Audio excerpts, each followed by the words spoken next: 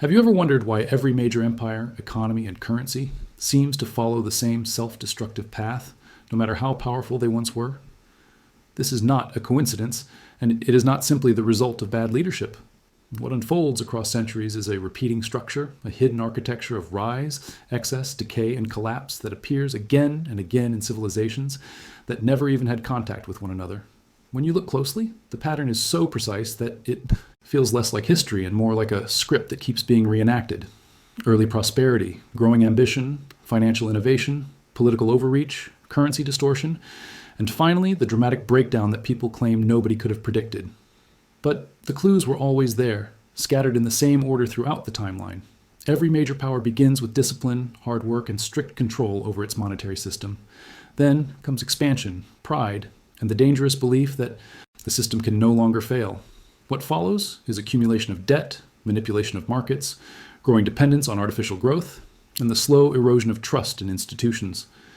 By the time the public senses that something is wrong, the cycle is already deep into its later stages. Economists argue, politicians deny, citizens blame each other, and the underlying mechanism continues untouched, moving like a clock toward its next unavoidable turn. The interesting part is that historians from different eras describe the same mechanism using different languages, yet the structure is identical. Once the financial foundation becomes too fragile, once the currency is stretched beyond what it can sustain, once power becomes centralized to protect the system instead of serving the people, the cycle accelerates. You begin to see the early tremors that signal the coming storm. Inflated asset prices, overstimulated economies, widening inequality, and quiet but growing dissatisfaction. This is where the narrative shifts from prosperity to pressure, from growth to instability, from illusion to exposure. And today, the global system is not just repeating that ancient blueprint, it is advancing rapidly through its most dangerous layers. You have probably felt the tension even if you cannot pinpoint its source. That subtle sense that the world is changing faster than anyone admits, that the numbers look strong on paper but weak in reality, that the same warning signs that once preceded historic collapses are quietly lining up once again. This is where our journey begins, at the very birth of the crisis cycle, because understanding this foundation changes the way you see everything that comes next. And now I want to know your perspective. Have you ever noticed this pattern playing out in modern times? Share your thoughts in the comments, because understanding this content becomes easier when you engage with it. And if this opening made something click for you, leave your like and check if you are already subscribed to the channel, because what you will discover next may shift the way you interpret the world around you as we move deeper into the cycle and explore its next turning point. As the cycle unfolds, the first warning signs rarely arrive with dramatic announcements or sudden shocks. They appear quietly, almost politely, slipping into the background, while the broader population remains distracted by the illusion of stability. Yet beneath the surface, the system begins to shift. The numbers that once reflected strength start to lose coherence. Productivity slows, even as spending accelerates. Institutions that once inspired confidence begin to make decisions driven more by fear of decline than by vision for the future. These subtle distortions are the early fractures that weaken the core of any economic structure, and they mark the beginning of a transition from growth to fragility. You can feel this transition through changes in public sentiment. People slowly begin to question what they previously accepted without hesitation. They notice promises that sound less convincing, explanations that feel rehearsed, and reassurances that do not match the realities they experience. This erosion of trust is not always visible on charts, but it is one of the most powerful indicators that the system is entering a dangerous phase. When trust declines, everything else becomes vulnerable. Markets become more sensitive. Leaders become reactive. Policies shift from strategic to improvisational. The architecture that once held the system together starts to loosen. At the same time, structural imbalances begin to accumulate. Debt levels climb at a pace that outstrips real economic output. Government interventions become more frequent, each new measure designed to patch a widening crack rather than address the underlying weakness. Financial innovations emerge with impressive labels, but many of them serve only to disguise risks, rather than reduce them. This is the stage where empires convince themselves that complexity equals control. In reality, complexity simply hides instability for a little longer. The erosion of confidence also manifests in global relationships. Trade partners become cautious. Investors seek safer options. Foreign capital begins to move quietly toward more stable environments. These movements are subtle at first, but together, they signal that the world sees something the citizens of the empire often do not. The cycle is shifting, and the early signs are already visible to anyone who knows how to read them. What begins as a faint tremor slowly becomes a structural vibration that resonates through every layer of the economy. As the pressure builds, the public still clings to the belief that these imbalances are temporary, the natural fluctuations of a system that has always recovered. But the truth is that once confidence begins to erode, recovery becomes increasingly difficult, and each new intervention can accelerate the underlying decay. This moment, when the cracks are still hairline but undeniably present, marks the transition toward the next stage, where the mechanisms of control face growing resistance, and the cycle begins to escalate in ways that can no longer be ignored. As the early fractures deepen, the system enters a phase where the tension becomes harder to hide. Institutions that once appeared unwavering begin to reveal signs of strain. Policies that were once deliberate and calculated now feel rushed, improvised, or contradictory. Leaders who previously projected confidence begin delivering speeches that sound more like attempts to calm a restless audience than expressions of strategic vision. This is the moment when the cycle accelerates because the gap between appearance and reality grows too wide to maintain without increasingly aggressive intervention. The loss of control rarely happens overnight. It unfolds as a sequence of small decisions that gradually chip away at stability. A central bank that once adjusted interest rates with caution now shifts its stance abruptly, trying to respond to pressures that no longer follow predictable patterns. Government budgets stretch further, relying on financial maneuvers that look sustainable on paper but strain the long-term foundation of the economy. Regulatory bodies attempt to tighten oversight in some areas while loosening it in others, a clear sign that they are no longer guiding the system but reacting to its turbulence. Markets begin to mirror this instability. Volatility increases, not just in sharp movements, but in the erratic behavior of assets that previously served as anchors. Investors sense that something fundamental has changed. They begin moving capital with greater caution, adopting a defensive posture that further destabilizes the system. As institutions struggle to maintain order, each reaction creates new distortions. Attempts to control inflation may weaken employment. Efforts to stimulate growth may inflate asset bubbles. Policies intended to reassure the public sometimes have the opposite effect, signaling desperation instead of stability. Behind the scenes, internal disagreements intensify. Central banks debate intervention strategies. Political factions fight over competing visions of recovery. Financial institutions quietly adjust their risk models, preparing for scenarios they once considered unlikely. These tensions become visible not through official statements, but through the subtle shifts in tone, the sudden changes in direction, and the quiet acknowledgement that the old tools are no longer working as they once did. Public perception evolves as well. People begin to feel the inconsistencies in their daily lives. Rising costs paired with stagnant wages, economic reports that sound optimistic while personal finances feel increasingly strained, and reassurances that do not match their lived experience. This widening disconnect further weakens institutional authority. Once trust begins to slip, even the most well-intentioned measures struggle to regain traction, and every new policy seems to produce diminishing returns. What emerges is a sense that control is no longer centralized. The system starts behaving like a force of its own, responding not to guidance but to accumulated pressures that institutions can no longer contain. This is the hallmark of an accelerating cycle where each attempt to restore order inadvertently reveals deeper instability. And as these pressures intensify, the next phase approaches, bringing with it the first dramatic ruptures that expose the true extent of the underlying fragility. As institutional control weakens, the cycle enters a phase where pressure can no longer be dispersed quietly. The system begins to respond to accumulated distortions with real consequences that affect every layer of society. This is the moment when economic theory collides with lived reality, and the cracks that once hid beneath layers of optimism finally push to the surface. Stagflation becomes one of the earliest markers of this breaking point, a paradoxical environment where prices continue to rise even as economic growth stalls. It defies conventional logic, yet it appears consistently in every major collapse cycle throughout history, signaling that the traditional tools of recovery have lost their effectiveness. Stagflation is more than an economic condition, it is a psychological turning point. Households feel squeezed from both ends. Businesses struggle to maintain margins as costs rise and demand softens. Investors lose the clarity that once guided their decisions, because the signals that typically indicate either strength or weakness now contradict one another. It becomes increasingly clear that the system is not correcting itself, but unraveling in slow motion. The confidence that once anchored markets transitions into hesitation, and hesitation eventually evolves into fear. This is when recessions deepen beyond what policymakers initially admit. Job losses spread through industries that previously considered themselves resilient. Governments attempt to stimulate activity through spending programs or monetary expansion, but each attempt produces diminishing returns. The architecture of the economy becomes more fragile with every intervention. as short-term relief creates long-term vulnerabilities that push the cycle further toward instability. Debt grows, liquidity tightens, and the system begins exhibiting the same warning signs that preceded some of the most dramatic downturns in global financial history. On the international stage, shocks travel faster than ever. A currency mismatch in one region triggers volatility in another. Commodity shortages ripple through supply chains that were already strained.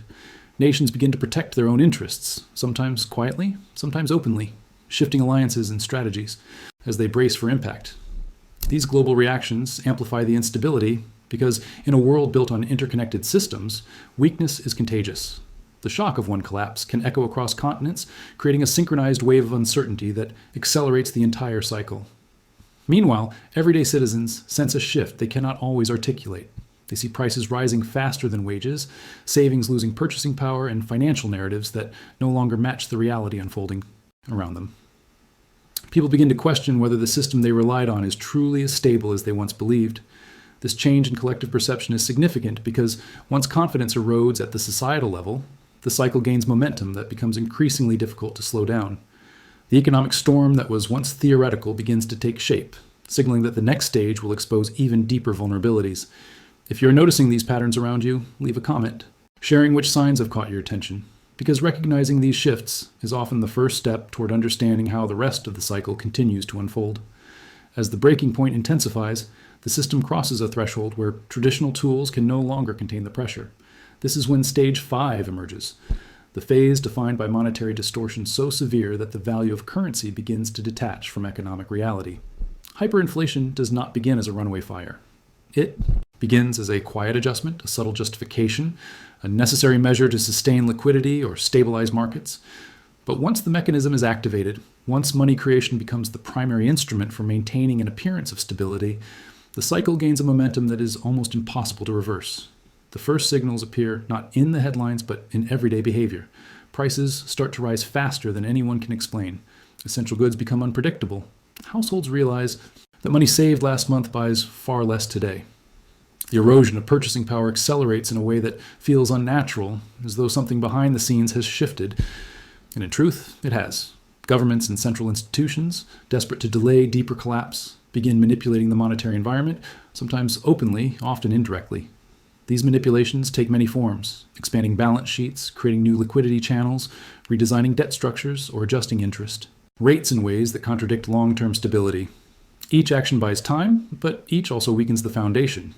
Businesses respond by raising prices preemptively, anticipating future instability. Workers demand higher wages, which increases production costs, which then pushes prices even higher. This self-reinforcing loop becomes the engine of hyperinflation. Once expectations shift, once people believe prices will continue rising, the cycle becomes psychological as much as economic. Confidence collapses not all at once, but in a series of small realizations that the currency no longer holds the meaning it once did. The numbers printed on banknotes or displayed on screens feel stable, yet their real-world value dissolves rapidly. Financial markets behave in strange and erratic ways during this stage. Asset prices may soar, not because fundamentals are strong, but because investors flee from depreciating currency into anything that seems tangible.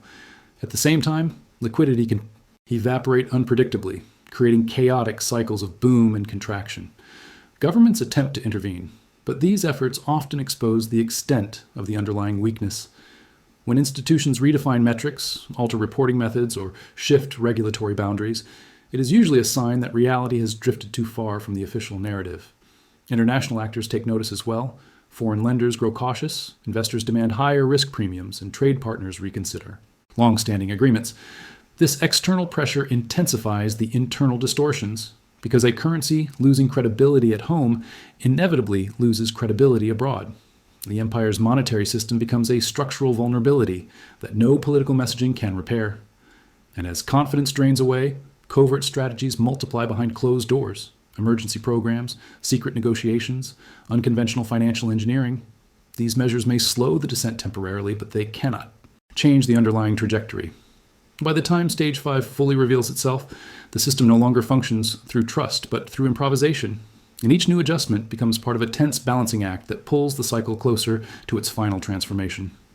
As Stage 5 unfolds, it becomes impossible to ignore how closely modern events mirror the trajectories of past empires. Although separated by time, geography, and culture, these civilizations all followed the same unmistakable rhythm that leads from dominance to fragility. The parallels are striking because the underlying forces that shape human behavior and economic systems have not changed. When currency weakens, when institutional credibility erodes, when leaders prioritize short-term survival over structural integrity, the cycle transforms from a modern crisis into a historical repetition. Ancient powers often entered their own stage 5 long before anyone recognized it. In the late phases of the Roman Empire, for example, currency debasement became a subtle but corrosive force. Coins were minted with less precious metal, prices rose unpredictably, and citizens began demanding alternative forms of payment. To the public, it looked like inflation. To historians, it was the economic symptom of deeper political and military overextension. Though separated from modern systems by centuries, the mechanism was identical.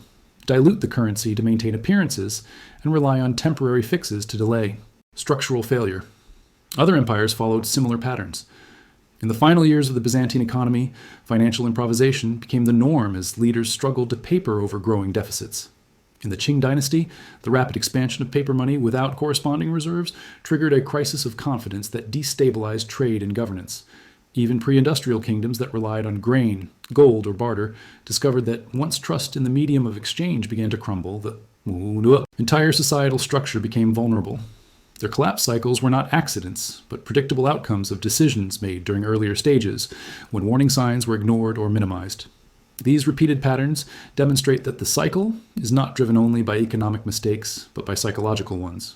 As prosperity grows, societies begin to believe that the rules of restraint no longer apply to them. They assume they can defy scarcity, manipulate value, and stretch their systems indefinitely. But history shows that every empire reaches a limit, a moment when ambition outpaces resources and confidence dissolves. Once that threshold is crossed, leaders shift into defensive strategies, using financial manipulation to buy time, while deeper weaknesses intensify beneath the surface. The most revealing parallel between ancient and modern cycles is the illusion of control. When historical empires faced rising costs, shrinking revenues, or external threats, they often resorted to the same solutions used today. Expand money supply, redefine economic metrics, centralize authority, suppress dissent, and redistribute resources from the productive base to sustain the center of power. These measures temporarily alleviated pressure, but ultimately accelerated decline because they attacked the symptoms rather than the cause. Understanding these echoes of history adds clarity to the modern crisis. The cycle we see today is not unique, unpredictable, or unprecedented. It is a continuation of the same structural forces that shaped the fall of past civilizations. Each example underscores a crucial truth. Once a system enters stage 5, the momentum of decline becomes difficult to reverse, and the transition into the next phase grows increasingly inevitable as internal contradictions intensify and trust erodes across every layer of society. As the crisis process advances, one pattern becomes unmistakable. The people in positions of influence typically recognize the trajectory long before the general population senses that anything is wrong. This awareness is not a matter of superior intelligence, but of proximity. Elites, whether in finance, politics, or industry, have access to signals and data that reveal the structural direction of the economy with far greater clarity. While the public sees rising prices and shifting narratives, those at the top witness underlying pressures that cannot be smoothed over with optimistic messaging. They see capital flows, changing course, liquidity tightening at the institutional level, and policy debates behind closed doors that contradict the calm tone of official statements. Throughout history, elites have consistently protected themselves when the crisis cycle enters its later stages. Their actions are subtle at first. Wealthy investors begin reallocating assets to sectors that hold value during monetary instability. Corporations quietly diversify operations into regions less vulnerable to systemic collapse.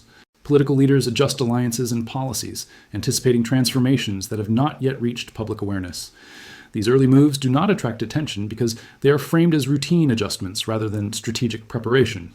Yet they form the foundation of an emerging divide between those who understand the trajectory and those who will feel its impact without warning. The informational gap widens as the cycle progresses. While the public consumes simplified narratives designed to maintain order, elites receive detailed briefings, projections, and historical comparisons that paint a far more concerning picture. They understand that stage 5 is not a temporary disruption, but a structural unraveling. They know that once trust begins to erode at the monetary level, the entire system becomes fragile.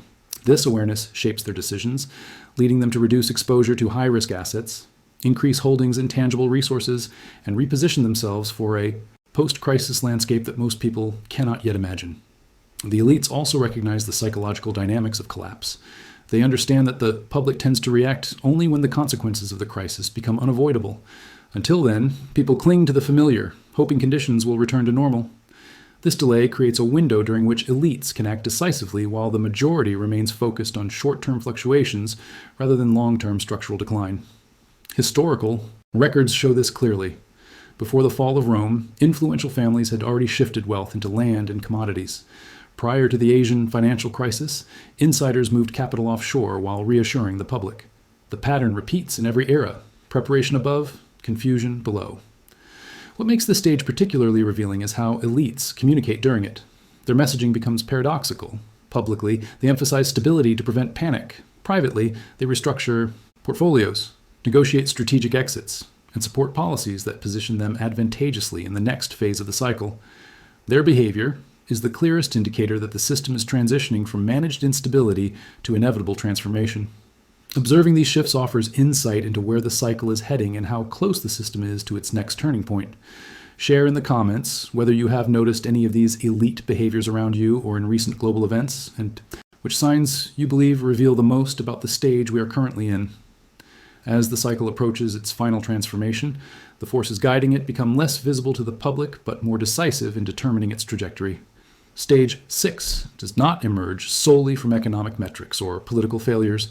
It is shaped by underlying pressures that develop beneath the surface, often unnoticed until their impact becomes unavoidable.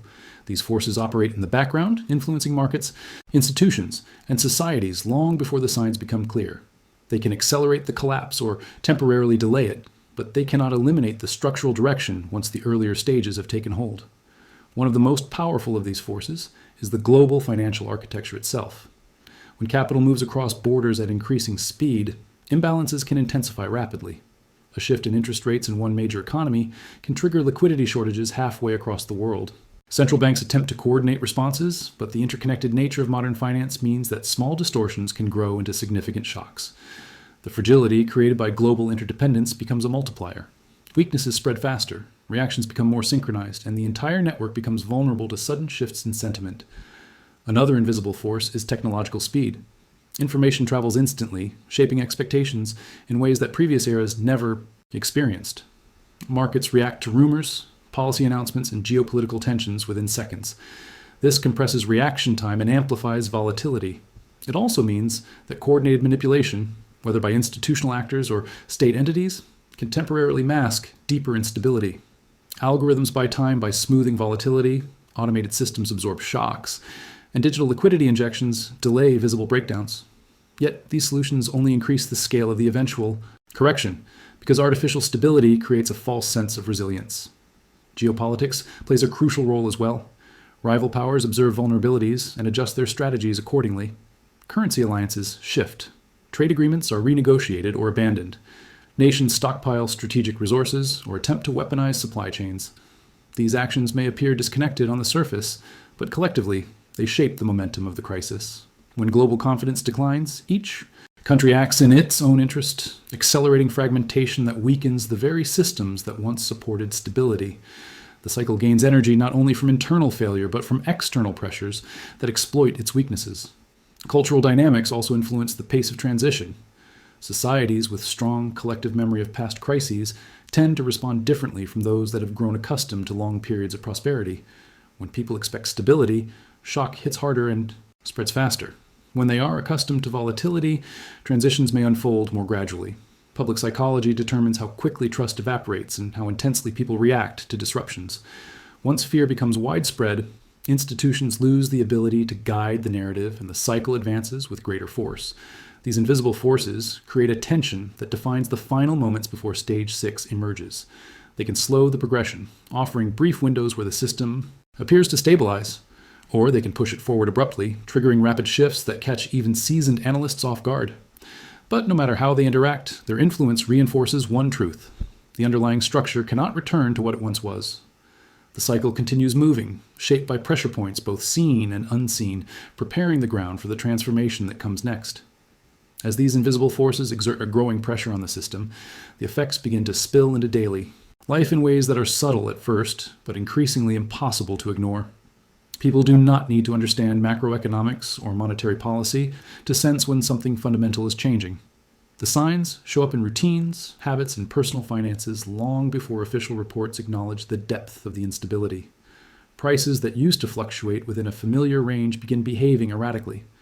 Essentials, such as food, fuel, and housing, shift unpredictably, creating a sense of unease that people struggle to articulate. It feels as though everyday life is becoming heavier, more uncertain, as though the ground beneath society is slowly shifting. Wages lose purchasing power faster than they rise, creating a quiet but persistent pressure on households. Families who once felt comfortably stable begin making compromises, cutting back on discretionary spending, delaying major purchases, or dipping into savings they had hoped to protect. For many, it is not a sudden shock, but a gradual tightening, a slow realization that the financial cushion they relied on is thinning more quickly than expected. This erosion of comfort alters behavior, and when millions of individuals adjust simultaneously, the collective mindset of the society begins to transform. Businesses feel the shift as well. Small enterprises, which operate on thinner margins, struggle to adapt to rising costs and unpredictable demand. Some close permanently, others reduce staff or lower quality to stay afloat. Larger companies begin restructuring, trimming what they consider non-essential, or relocating production to cheaper regions, creating ripple effects across entire communities. These changes may appear isolated at first, but they reflect a deeper realignment caused by the systemic weakness building beneath the surface. Social behavior evolves in response. People grow more cautious, more skeptical, more concerned about the future. Conversations shift from optimism to vigilance. Long-term, plans lose clarity because the stability required to support them begins to erode. Trust in institutions fades quietly, not through dramatic confrontation, but through countless small disappointments. Policies that fail to deliver results, explanations that ring hollow, reassurances that no longer align with lived experiences. This psychological drift is one of the most powerful forces in the later stages of the crisis cycle. Because once people no longer believe the system is functioning in their favor, the social foundation begins to weaken. Even those who try to ignore the larger economic landscape find themselves confronted by subtle disruptions, shortages of specific products, longer wait times for services, sudden changes in financial terms, or unexpected fees. The familiar becomes unpredictable. What once felt secure begins to feel temporary. And although these shifts may appear independent, they share a common root in the broader instability unfolding around them. These individual experiences form a quiet chorus that grows louder as the cycle moves closer to its culmination. People may not know the technical definitions of stage 6, but they recognize the symptoms. They sense that something larger is approaching, something that cannot be explained by routine fluctuations or temporary disruptions. This awareness spreads gradually, preparing the social landscape for the profound transformation that the next stage inevitably brings. As these subtle shifts accumulate, the system moves toward a moment where the pressures of every previous stage converge. Stage 6 is not simply a collapse or an abrupt turning point. It is the phase where the structure transforms so completely that society can no longer operate under its previous assumptions.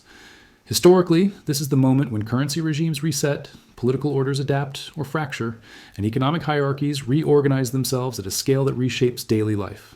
Most people do not recognize the transition immediately. It arrives quietly, then suddenly, the way dawn seems instantaneous after a long night, even though light has been building at the horizon for hours. In earlier empires, stage 6 often began with a loss of faith in the monetary system. Once citizens no longer believed in the value of their currency, transactions shifted toward alternative forms of exchange. Barter increased, foreign currencies became preferred, precious metals returned as anchors of trust. Modern systems, though more complex, behave in ways that echo these patterns. Digital assets rise in relevance. International trade agreements realign. Nations hurriedly renegotiate their dependencies, preparing for an economic landscape that will not resemble the one that came before. The transition affects institutions as well. Governments that once held authority through stability begin relying on rapid policy shifts to retain influence. Regulations tighten in some sectors and loosen dramatically. In others, reflecting the attempt to maintain control while the foundation changes beneath them. Social tensions grow, not because people fully understand the mechanics of the crisis, but because they feel the consequences. Savings lose meaning, long-term plans become uncertain, and priorities shift toward resilience rather than growth. At this stage, societies experience a psychological reset. People start questioning assumptions they once considered unshakable. Concepts like security, stability, and prosperity take on new definitions. Some adapt quickly, recognizing that change brings opportunity as well as disruption. Others resist, hoping the old system will return. Yet history shows that once stage 6 begins, the cycle does not reverse. It evolves, reshaping the environment into something unfamiliar but ultimately foundational for the next era. The most revealing aspect of this transition is how quietly it solidifies. There is no single announcement, no official declaration that the cycle has completed. Instead, people gradually realize that the world they are living in is no longer the same one they were navigating only a few years earlier. Old patterns fade, new ones form, and the system rebuilds itself through a combination of necessity and adaptation. Those who understood the early stages tend to adjust more smoothly, while those who waited for certainty often find themselves reacting to changes that have already taken root. If you stayed with me until this final part of the journey, leave a comment saying something like, "This message was for me," or "I am here until the end, so I know you absorb the full depth of this cycle." And if this exploration helped you see the world with more clarity, consider subscribing to the channel so you do not miss the next chapter in this series. Your like also helps this conversation reach more people who need to understand what is unfolding around them. There's another video here that expands on these ideas and connects directly with what we discussed today. So click and continue this journey with me over there, keeping the momentum of understanding alive.